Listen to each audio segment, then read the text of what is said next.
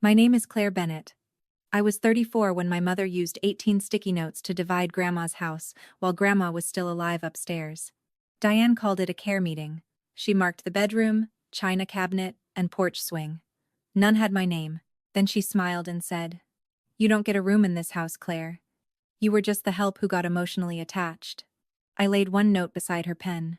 Did Grandma approve this? But here's what my mother didn't know. Grandma was waiting for the blue Christmas box. That box is why I can tell this calmly now. I did not know it would split the room open. If you've ever watched relatives turn care into a claim, stay with me. Like and subscribe if you believe love should never be treated as unpaid labor. To understand why that blue box mattered, let me take you back to the first winter I moved into Grandma Evelyn's house. I moved in on a Thursday in January with one suitcase, 2 grocery bags, and a coat that was warm only if the wind gave up. Grandma Evelyn was sitting at her kitchen table when I came through the back door. The radio was on low. A jar of peach jam sat in front of her, unopened. Her right hand was wrapped around the lid, but it kept slipping. I set my bags down and opened it for her. She smiled like I had done something grand. I had not. I had opened a jar. Grandma's house sat on the edge of a small Ohio town. It was old, not fancy. White siding, a porch swing, a hall closet that smelled like cedar. Behind the house sat a small cottage my mother called the guest place, though she used it like storage when it suited her.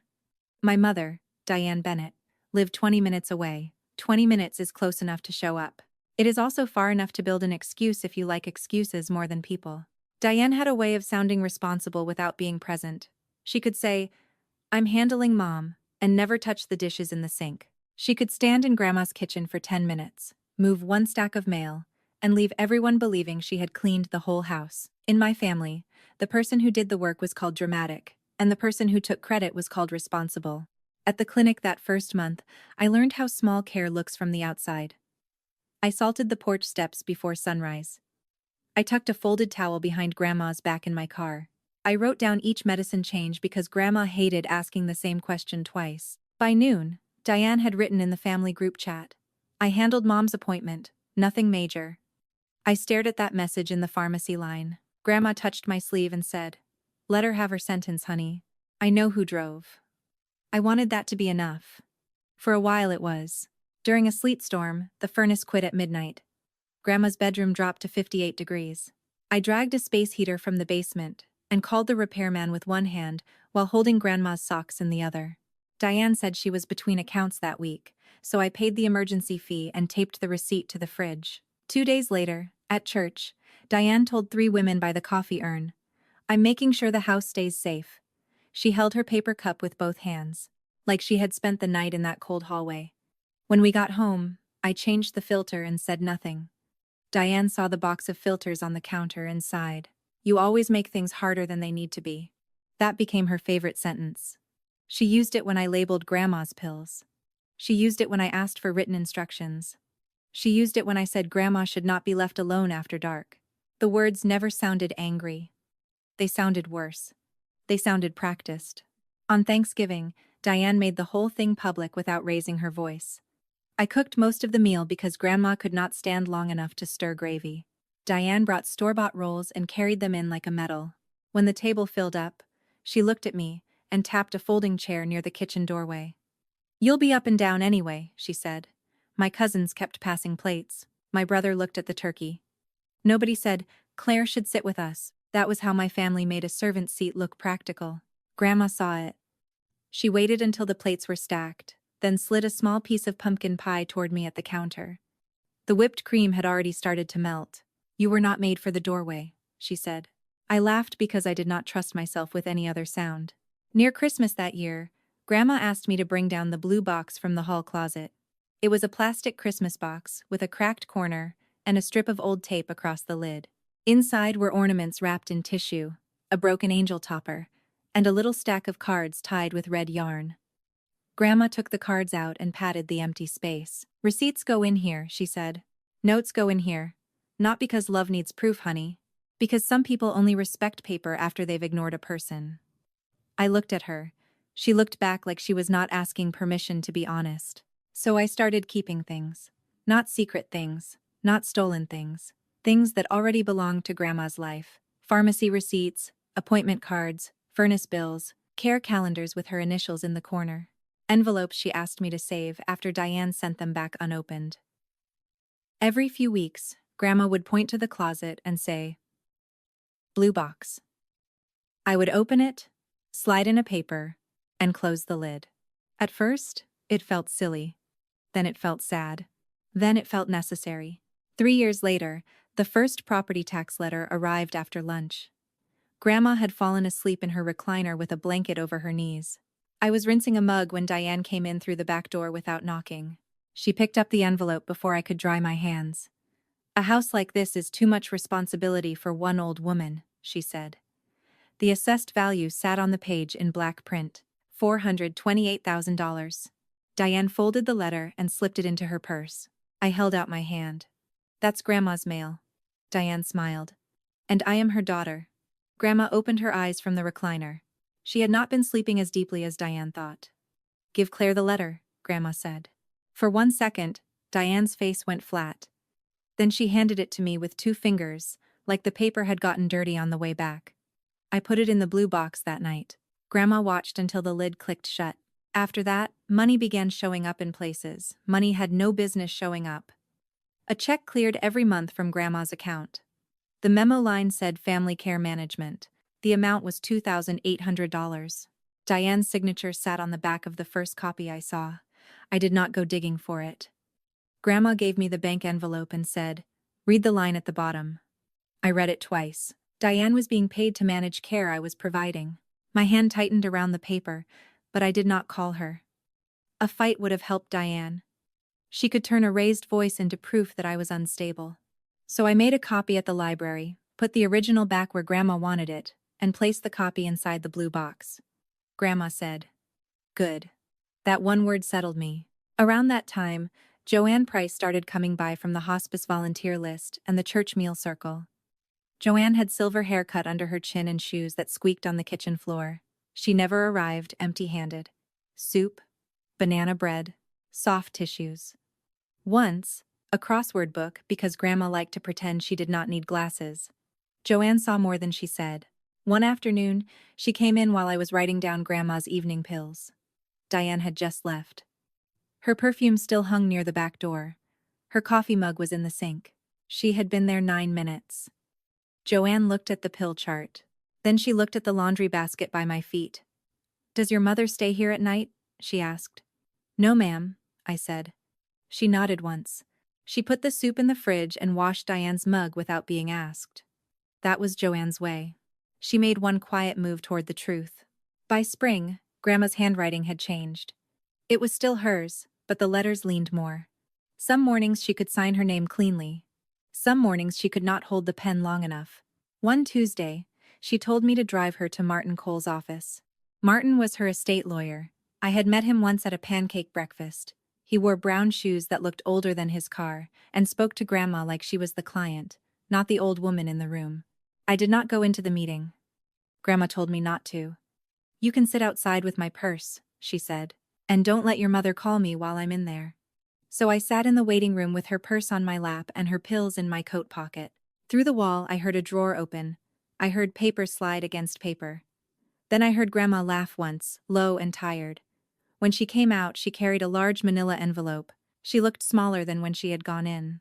In the car, she placed the envelope on her knees and kept one hand on top of it all the way home. At a red light, she said, "Put this in the blue box." I asked, "Do I need to know what it is?" "Not today." When we got home, I set the envelope inside the box. It barely fit. Grandma pressed the lid down with both palms. "This is not for today," she said. "This is for the day someone decides I am already gone." I should have been frightened by that. Instead, I was angry she had to say it at all. That night, I sat beside her while she watched an old game show with the volume too high. She dozed off before the final round. The blue box was back in the hall closet. For the first time, I understood that the box was not about keeping records. It was about keeping Grandma from being erased while she was still breathing. By late summer, Diane stopped pretending the subject was care. She started using words like transition, practical, realistic, and burden. She said them over the phone while I changed sheets. She said them at the mailbox while Grandma sat in the car. She said them in the cottage behind the house, where she had begun keeping more of her things. Once, I walked out back and found new curtains in the cottage windows. Diane came out carrying a tape measure. "I'm just checking space," she said. "For what?" She smiled. "Don't start, Claire. You always make things harder than they need to be." I looked past her into the cottage. 2 suitcases stood by the wall. A lamp from her living room sat on the table. A stack of Christmas decorations leaned beside the closet. She was not checking space. She was taking it. I went inside and wrote down the date. Not because I wanted a war, because Grandma had taught me that a person who plans quietly should not be answered with noise. A week later, Diane sent a message to the family group chat. "Sunday care meeting at Mom's. We need to make practical decisions before emotions make everything messy." I read it twice at the kitchen counter. Grandma was in her recliner, folding and unfolding the corner of her blanket. "She didn't ask me," Grandma said. "No," I said. "She didn't." Grandma pointed toward the hallway. "Blue box," she said. I brought it to her. She did not open it. She only rested her palm on the lid. Outside, the porch swing moved in a little wind. Inside, the house felt like it was holding its breath. Then Grandma said, "Make tea, Claire. Sunday is going to be a long day." On Friday morning, 2 days after Diane's group message, a woman in a navy coat stood at Grandma's front gate with a clipboard. I saw her through the kitchen window while I was cutting toast into small squares. Grandma could still eat toast if the crust was gone. That was the kind of fact Diane called too much detail, and the kind of fact that kept Grandma from choking. The woman checked the house number. Then she looked at the porch, the windows, and the side yard. I opened the back door before she reached the steps. "Can I help you?" She gave me a bright professional smile. "I'm here for Diane Bennett." My mother had not mentioned a visitor. She had not mentioned a clipboard. She had not mentioned the way a stranger's eyes were already measuring the front of my grandmother's house. "What is this regarding?" I asked. The woman glanced at her phone. "Just an informal look, possible listing." She said the family was preparing for a transition. There was that word again, transition. It was soft enough to pass in public. It was cold enough to cover a theft. I did not invite her in. I did not raise my voice. I said, "Evelyn Carter owns this house. She is alive. She has not requested a listing." The woman's smile changed. Not gone, just smaller. "Oh," she said. "I was told the family was aligned." "No," I said. "You were told my mother was." She apologized and left her card on the porch rail. I watched her walk back to her car. Then I took the card inside and wrote the date on the back. I put it in the blue box. Grandma was awake in the recliner. "Was that Diane's realtor?" she asked. I looked at her. I know my daughter's footsteps even when she sends someone else to wear them. Tired, not fooled. That was Grandma. I called Martin Cole before I called Diane. My hand wanted to do it the other way. Anger always wants the loudest door first. I had learned better. Martin's assistant put me through after 12 minutes. I stood in the pantry with the door half closed, because Grandma hated hearing business words in her kitchen. "Mr. Cole," I said, "if someone tries to list Grandma's house without her permission, what should I do?"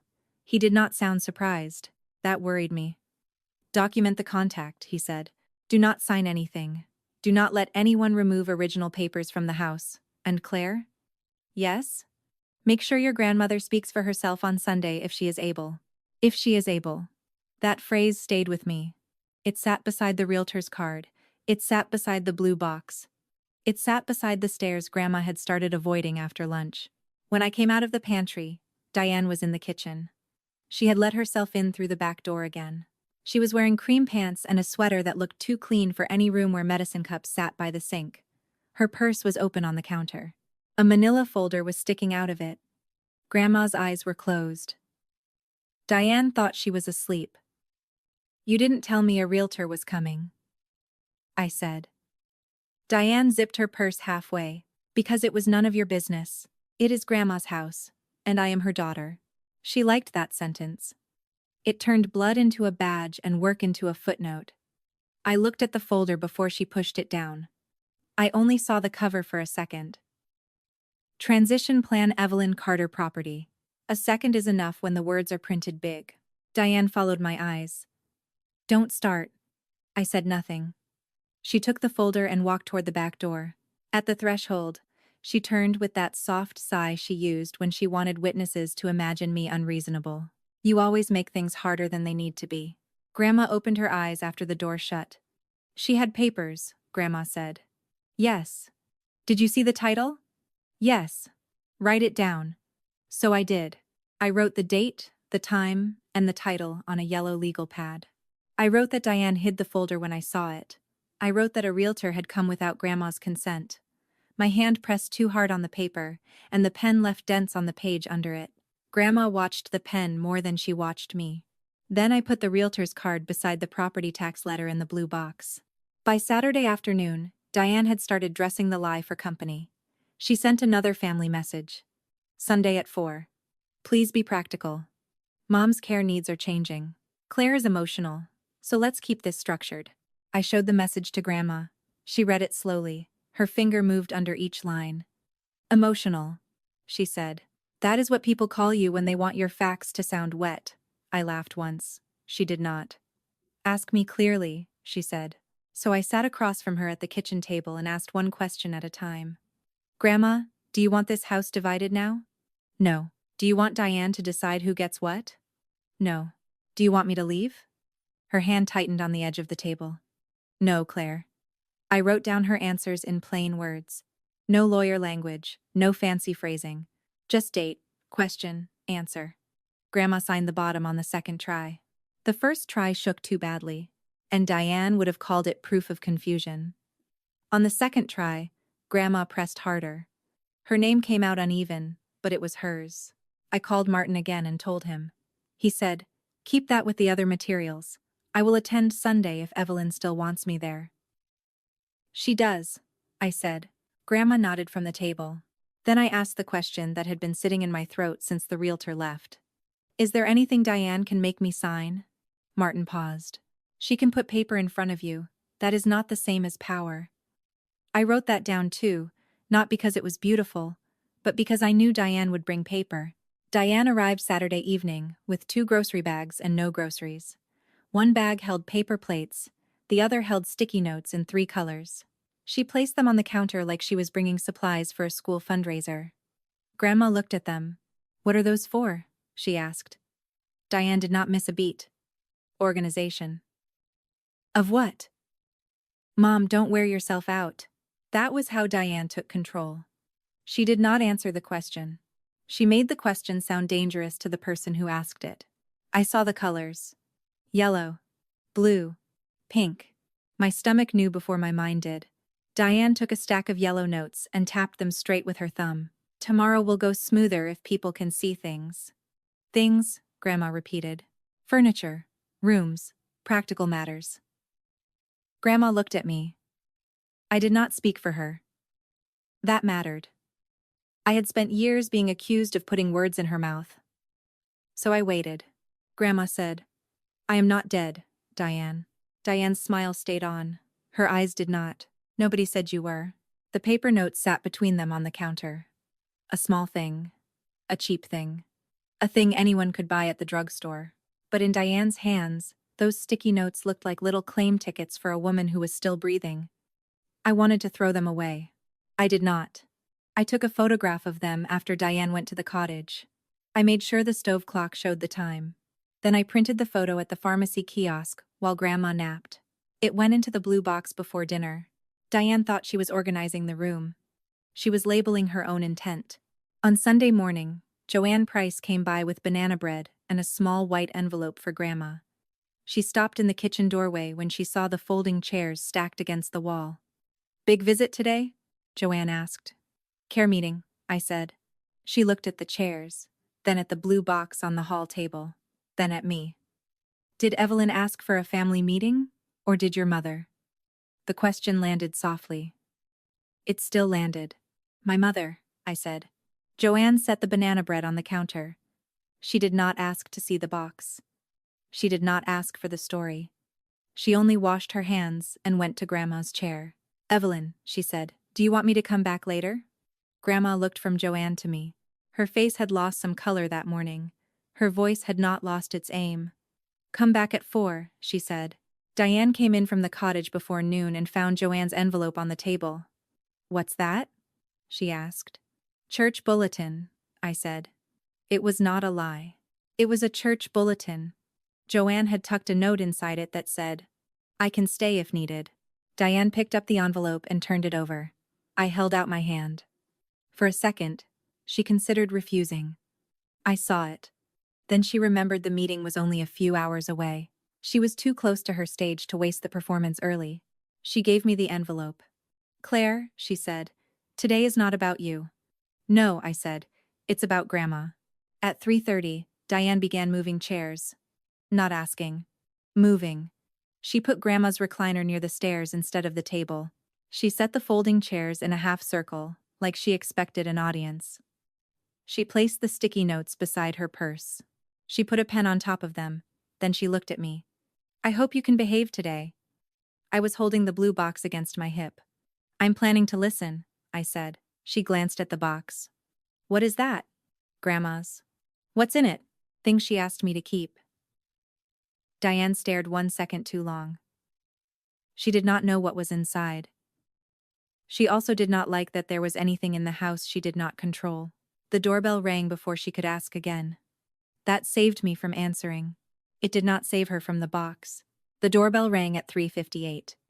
Diane looked at the clock before she looked at the door. That told me something. She had planned the room down to the minute. My brother came in first with his wife. 2 cousins followed. Then an aunt I had not seen, since Easter carried a casserole-like admission to a show. Martin Cole arrived last, brown folder under one arm, rain on his coat sleeves. Joanne came in behind him with no food in her hands. She went straight to Grandma's recliner and touched the back of it, as if checking that it still belonged to Grandma. By 4:10, there were 11 people in the living room. 18 sticky notes sat on the coffee table. Diane placed them in neat rows. Yellow for rooms, blue for furniture, pink for shared family items. She said that phrase with a little smile, like she had invented fairness by buying 3 colors at the drugstore. Grandma was still upstairs. Diane had counted on that. She stood near the fireplace with her folder open. Mom is tired today, she said, so we are going to be efficient. Nobody asked if Grandma had chosen that. Diane lifted the first yellow note. Master bedroom. She placed it beside her own name. Then came the dining set, the china cabinet, the porch swing, the cedar chest, the cottage behind the house. Each note made a small sound when her finger pressed it flat. It was a soft sound. It still felt like a door shutting. My name did not appear once. I stood beside the hall table with the blue box near my hip. I did not set it down. Diane kept glancing at it, then looking away. Martin watched the sticky notes without touching them. I could hear Grandma's television upstairs, too loud on a commercial. That ordinary sound made the room worse. Her life was still happening above us, with the weather report and a cough. Downstairs, people were calmly assigning pieces of it to themselves before dessert was even fully served. This is only a planning conversation, Diane said. No one needs to get dramatic. That word landed where she aimed it. She opened her folder and took out a printed schedule. She did not call it a schedule. She called it a gentle timeline, which was the kind of phrase Diane used when she wanted a hard shove to sound like a pillow. Tomorrow morning, she said, someone will come take exterior photos. No inside shots yet. I looked at her. Photos for what? For planning, she said. Martin's pen stopped moving. Diane kept going. The utilities can stay as they are for now. The cottage will remain under my supervision. Claire can begin moving personal belongings this week so the house is easier to maintain. A cousin shifted in his chair. My brother looked at his phone. Nobody wanted to be the first person to say that Grandma's house was being emptied around her. Diane knew that. She had built the meeting out of other people's politeness. Diane passed a second page around the room. Initial beside anything you are comfortable taking, she said. It is not final. It just gives Martin a clear picture. Martin did not take the page. I am here to hear Evelyn's wishes. Diane smiled at him as if he had said something charming and inconvenient. Of course, we all are. Then she looked at the rest of the family. That was the pressure. Not a shout. Not a threat. Just her eyes moving from chair to chair, asking people to choose the easy version. My brother took the page first. He did not initial anything, but he held the paper long enough to make silence feel like agreement. My aunt asked whether the porch swing could stay in the family, as if I were the one taking it away. A cousin said the dining set would be hard to move before winter. Before winter. Grandma had not even come downstairs yet. Diane checked her phone. Martin, I know you have another appointment at 4:30. I'm trying to respect everyone's time. That sentence put a clock on the table. 20 minutes. A photographer at 9 the next morning. 18 sticky notes. One pen in front of me. Diane had made the room feel like a train that had already left, and I was the person being rude for standing on the tracks. She took a white paper from the folder and placed it on the coffee table in front of me. The title was plain enough for everyone to hear when she read it. Care, Transition Agreement. She held out a pen. Sign it now, Claire. Don't make this ugly. I did not take the pen. What does it say? My brother asked. Diane answered before I could. It simply states that Claire will leave within 30 days once Mom no longer needs in-home care. It protects everybody from confusion. There it was. A clean sentence wrapped around a dirty thing. I looked at Martin. He did not rescue me. He was not there to rescue anyone. That was his job. It was also what made the moment harder. He adjusted his glasses and said, I cannot confirm any decision unless Evelyn speaks for herself. Diane turned that sentence like a knife with a handle. Exactly, she said. And Mom is exhausted because Claire keeps making her perform. My brother looked toward the stairs. My aunt looked at the agreement. Someone coughed into a napkin and stopped. Diane pushed the pen closer. I could feel every eye on my hand. For 1 second, the blue box felt useless. Grandma was upstairs. Her knees had been bad all morning. Her voice had faded after lunch. If she could not come down, Diane would make my refusal look like theater. She would say I was hiding behind an old woman. She would say I wanted the house. She would say I had confused care with ownership, and people would believe enough of it to let the paper sit there like truth. That was the lowest point. Not because I wanted the house, because I could see how easily a room will accept a lie when the lie arrives organized. Joanne moved first. She walked to the bottom of the stairs and called up softly. Evelyn, would you like some water? For a few seconds, nothing happened. Diane lifted both hands. Please don't do that. She needs rest. Joanne did not turn around. I asked if she wanted water. It was a small correction. It changed the air. Then Grandma's voice came down thin but clear. Yes, please. And tell Diane I am not furniture. No one laughed. I looked down at the agreement. My hand steadied. If one word came to mind, write it below. What Grandma said next changed the room. Joanne brought a glass of water to the stair landing. We could hear Grandma moving slowly. One stair creaked, then another. The stairlift motor clicked, stopped, and clicked again. Diane's face tightened. Mom, Diane called. You don't need to come down. Grandma answered. I know. That was all. Diane tried to recover. She turned back to the room and gave the soft laugh she used at church. This is why we need structure. Claire pulls everyone into emotion. She picked up the printed schedule and tapped the line about the photographer. I have already done the hard part, she said. I have kept this from becoming chaos. She was standing beside 18 sticky notes, one unsigned agreement, and a room full of people dividing a house around a woman who was still coming down the stairs. But I did not smile. Diane would have used that too. I looked at the pen. Then I looked at Diane. I'm not signing anything while Grandma is alive upstairs. The words came out flat. Good. Flat was safer than sharp. Diane's smile fell away. She picked up a pink sticky note and slapped it onto the agreement. Then let's be clear in front of everyone. She pointed at me, not the paper. You don't get a room in this house, Claire. You were just the help who got emotionally attached. There it was. The real meeting. Not care, not transition, not structure. A public stripping. The stairlift reached the bottom with a small metal click. Grandma Evelyn sat at the foot of the stairs in her blue cardigan. Her hair was pinned badly, because I had pinned it with one hand that morning while holding her orange juice with the other. She looked smaller than everyone in the room. She also looked like the only person in it who knew exactly why she was there. Her eyes moved over the sticky notes, then over the agreement, then to Diane. Claire, she said. I turned toward her. Open the hall closet. Diane went still. Grandma lifted one hand and pointed past me. Bring me the blue Christmas box. I did not move right away. That was not drama. My knees simply needed 1 second to remember they belonged to me. Grandma kept her hand raised toward the hall closet. Diane stood near the coffee table with the pink sticky note still stuck to the agreement. The room had not recovered from what she had said. Neither had I. But Grandma's voice had cut through it cleanly. "Claire," she said again. "The blue Christmas box." I walked to the closet. The brass knob was cold. I opened the door and reached past the coats, the extra blankets, and the old vacuum hose Diane had once called clutter. The box sat on the top shelf, exactly where Grandma had told me to keep it. I took it down with both hands. The plastic corner was still cracked. The tape across the lid had yellowed. Grandma's handwriting was on the side in black marker. House, care, Claire. I carried it to her, not to Martin, not to Diane, and not to the coffee table where the sticky notes waited. I set it on Grandma's lap. Diane spoke first. "Mom, this is not necessary." Grandma looked at her. "It became necessary when you used my house to insult my granddaughter." No one moved. Grandma put her palm on the lid. Her fingers looked small against the blue plastic, but the box did not tremble. Mine did. "Open it," she said. I unclipped the lid. The sound was small. It still changed the room. Grandma reached inside and took out the first care calendar. It was folded in half. She smoothed it on her knees. Small boxes filled every page.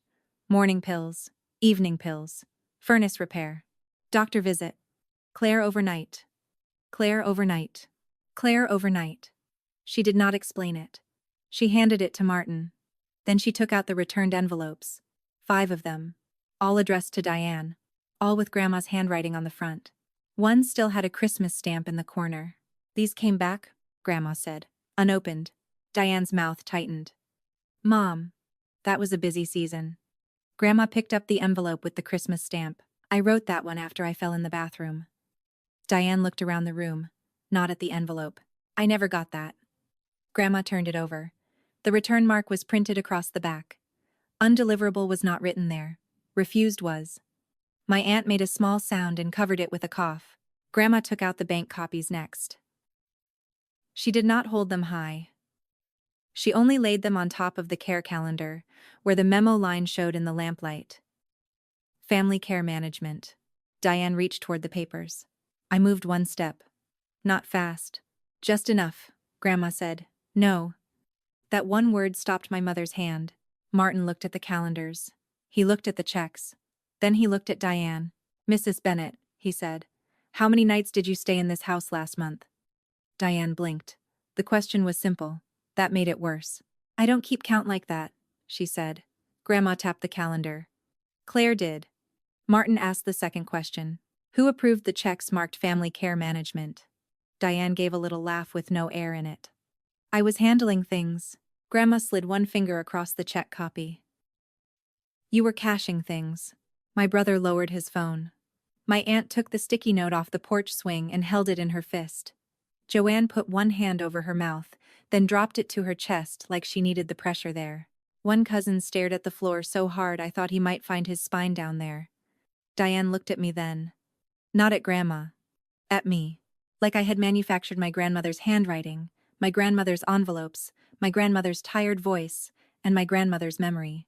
I said one sentence. Grandma asked me to keep the calendars because she was afraid no one would believe her later. No one needed more from me. Grandma reached into the box again. This time she took out a photograph. It was not framed. It was bent at one corner. In it, I was asleep in the green chair beside her bed with my shoes still on. Grandma was awake in the bed, looking at the camera. Joanne had taken it on a Tuesday morning after a bad night, when Grandma's fever broke at dawn, and I fell asleep before I could take my coat off. Grandma held it up so the room could see. "This is care," she said. The house seemed to shrink around that sentence. For all Diane's folders, all her colored notes, and all her clean words, she had not brought one thing that looked like love. Grandma had brought a paper trail with a human face in the middle of it. Diane's face changed. First her eyes moved to the photograph. Then to the calendars. Then to the sticky notes she had laid out like little flags. Her neck flushed above her pearl collar. Her lipstick had caught on one tooth. She pressed her lips together and made it worse. Grandma reached into the box one more time before she spoke about the house. She pulled out a small index card with her name at the bottom. The card was written in thick blue ink because thin pens had become too hard for her to hold. "I asked Claire to keep these records. I asked her to live here. I asked her not to leave me alone at night." Grandma did not read it like a witness. She read it like a woman, reclaiming her own kitchen. Diane's hand went to her necklace. Mom, you don't have to do this in front of everyone. Grandma looked at the sticky notes on the table. You did yours in front of everyone. Grandma put the photograph on top of the agreement. Then she said the words Diane could not soften. This house goes to the person who kept me in it, not the people waiting for it to be empty. My brother stood halfway, then sat back down. One cousin covered his eyes with his hand. The casserole dish on the side table clicked when my aunt's elbow hit it. Joanne stepped behind Grandma's chair and rested her hand on the back. Not pushing, not claiming, just there. Diane whispered, Mom is confused. Grandma turned her head slowly. No, she said. I am tired. There is a difference. Martin opened the brown folder he had carried in with him. He did not make a speech. He took out the manila envelope I had placed in the blue box months before, broke the seal, and laid the top page flat beside the photograph. Then he folded Diane's sticky note off the agreement and set it face down. The house is not available for division, he said. Evelyn recorded her decision months ago. Claire stays. Diane does not control the property, and Evelyn has ended Diane's paid care manager role. The house had stunned her. The money reached her hands. Grandma extended her palm. The cottage keys, Diane. For a moment, Diane did nothing. She looked at Martin. He did not look away. She looked at my brother. He looked down. She looked at me last, and for the first time all day, there was no prepared sentence waiting in her mouth. She opened her purse. The key ring came out tangled with a grocery store reward card and a silver charm shaped like a cross. Her fingers shook as she worked the first brass key loose. It scraped against the ring. The first key hit the coffee table, then the second. 2 brass keys beside 18 sticky notes. No one touched them. Joanne spoke once, quietly. Claire was here every night I came by. That was not proof for Martin. He already had proof. It was proof for the people who had needed a human voice before they let themselves feel shame. Grandma leaned back against the stairlift seat. Her face had gone pale, but her eyes stayed on Diane. I picked up the unsigned agreement. I did not tear it. I did not throw it. I placed it inside the blue Christmas box, under the calendars and above the returned envelopes. Then I closed the lid. Diane still had her hand open, as if the keys might come back if she waited long enough. They did not. I lifted the box from Grandma's lap. I'm going to make Grandma tea, I said. And for once, no one in that room told me I was making things harder than they needed to be. The photographer did not come at 9 the next morning. Diane canceled him before sunrise. I know because I was in Grandma's kitchen making oatmeal when my phone buzzed with a forwarded email from Martin. The subject line said appointment canceled. No apology. No explanation. Just 4 plain words from the realtor's office. Diane Bennett has withdrawn. Grandma was still asleep upstairs. The house was quiet in a way. It had not been quiet for months. No folding chairs. No sticky notes. No Diane moving through rooms like she was measuring them for a future without the woman who owned them. The coffee table still had 2 faint marks where the brass keys had landed. I wiped the table after breakfast. I left those marks for one more day. By noon, Martin came by with a folder and a small list written in his careful block letters. He did not speak like a man delivering punishment. He spoke like a man closing open windows before rain came in. Diane's paid care manager role was over. The monthly checks stopped. Grandma's account moved to a safer setup. The cottage behind the house had to be cleared within 10 days. Diane no longer had authority to speak for Grandma's property, medical schedule, or household expenses. No one shouted when those things happened. That surprised me. I had spent so many years thinking a family break would sound like a plate hitting the floor. It did not. It sounded like Martin folding a page. It sounded like Grandma saying, "Good," from her recliner. It sounded like a key ring with 2 empty spaces. Diane came for the cottage on a Wednesday. She did not come alone. My brother drove the truck, but he stayed mostly by the tailgate. He had the careful face of a man who wanted forgiveness without having to ask for it in full sentences. Diane carried out 2 suitcases, a lamp, a box of Christmas decorations, and a framed print she had hung over the cottage sofa without asking Grandma. She did not look at the porch swing. I stood at the back door with a mug in my hand. Not blocking her. Not helping her. There is a difference. At one point, she stopped beside the little stone path and looked toward the main house. "You're enjoying this," she said. I shook my head. No. She waited for more. I did not give her more. A person who has used your explanations against you is not owed a fresh supply. My brother lifted the last box into the truck. Diane reached into her purse and took out a folded envelope. For Mom, she said. I looked at it. Give it to Martin. Her face hardened. She's my mother. Yes, I said. And Martin is handling her papers now. That was the first boundary after the meeting. It was small. It held. 3 days later, Diane left me a voicemail. I listened to it once, standing beside the washing machine while Grandma's towels turned behind the glass. Her voice was softer than it had been in the living room. I was scared, she said. I thought I was protecting the family. Things got out of hand. Things. Not I. Not I took money for care I did not give. Not I tried to make my daughter sign herself out of her grandmother's house. Not I divided my mother's rooms while she was still coming down the stairs. Just things. I did not call her back. I sent one text. I hope you get honest about what you did. But you don't get keys to Grandma's house again. She typed for a long time. The little dots appeared, vanished, appeared again. In the end, nothing came through. That was an answer too. Life did not become beautiful all at once. That is not how life works. Grandma still had bad mornings. Some nights, I slept in the green chair with my shoes on. Some days, the medicine schedule changed twice before lunch. The blue Christmas box stayed on the hall shelf now, not buried behind coats. Grandma wanted it where she could see it. I am not hiding my own life anymore, she said. So it stayed there. Joanne Price came every Thursday with banana bread or soup or some small thing wrapped in foil. She never asked for details she did not need.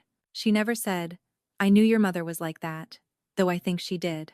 She just washed her hands, sat with Grandma, and asked about the game show like the world had not cracked open in the living room.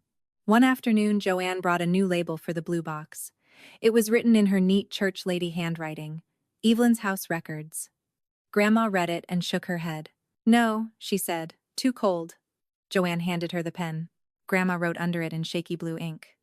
Home is who stayed. We taped that label over the old one. A few months later, Grandma passed in her own room. I will always be grateful for that. Not because it made losing her easy. Nothing did. But because she left from the place she chose, under the quilt she liked, with the hall light on, and the porch swing still outside the window. No one had emptied her room early. No one had turned her dresser into an item. No one had made her feel like a guest in the last house that still knew her name. After the funeral, Diane stood near the church doors in a black dress and pearls. She looked smaller without a room to control. People hugged her because people hug the daughter at a funeral. I understood that. I did not correct anyone's grief in public. She came toward me after most people had gone. Claire, she said. I waited. I am sorry for how the meeting looked. There it was again. How it looked, I said. I am sorry Grandma had to prove she was still a person. Diane's mouth opened. Then it closed. I was not cruel. I did not raise my voice. I did not list every receipt in the blue box. I had the power to do that, and I did not use it. That mattered to me. Keeping a boundary is not the same as swinging it like a weapon.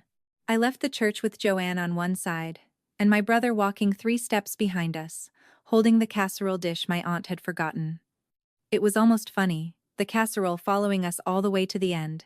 In my family, even the dishes needed a witness. At home, I found one more note in the blue box. It was tucked inside the photograph from the night I slept in the green chair. Grandma must have hidden it there before the meeting. The paper was small, torn from a pharmacy receipt. Her handwriting leaned hard to the right. Claire, if they ever make you feel like the help, remember this. Help is what people ask for. Love is what people stay for. I sat at the kitchen table and read it twice. Then I put the note back where I found it. The house did not feel like a prize. It never did. It felt like a promise I had agreed to keep. I changed the locks because Martin told me to. I kept the porch swing because Grandma loved the sound of it. I packed Diane's sticky notes in a sandwich bag and put them in the blue box, not because I wanted to stare at them, but because the truth deserved the whole shape of the story. 18 little notes, 2 brass keys, 1 box with a cracked corner. Real family is not always the person with the nearest blood. Sometimes it is the woman who brings banana bread and stays without needing credit. Sometimes it is the grandmother who saves every envelope because she knows the quiet one will be doubted. Sometimes it is the person who comes back with water when everyone else is reaching for the house. That's my story. 18 sticky notes, 1 blue Christmas box, and 2 brass keys my mother never thought she would have to put on the table. My name is Claire Bennett. I was not the help. I was the one Grandma trusted to keep the lights on. If someone has ever called your love too much while using the work it gave them, please hear me.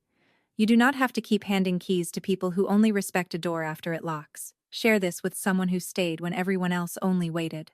Tell me in the comments what you would have written on that last sticky note. And subscribe for more quiet stories about the moment truth finally walks into the room.